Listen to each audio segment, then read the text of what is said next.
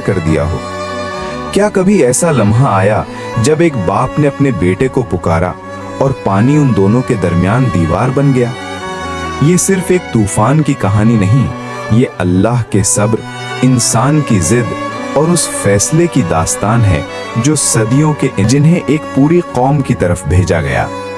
सूरत नूह हमें बताती है कि ये कहानी हजरत नूह अलैहिस्सलाम की वो दुआ महफूज है जिसमें वो कहते हैं, ऐ मेरे रब, जमीन पर किसी काफिर को बाकी ना छोड़।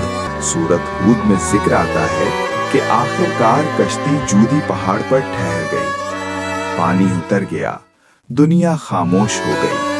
जो बचे वो ईमान वाले थे। हमें बताती है कि अल्लाह का अजाब अचानक नहीं आता, वो मोहलत देता है, लंबा इंतजार करता है, नबी भेजता है, दलाइल देता है।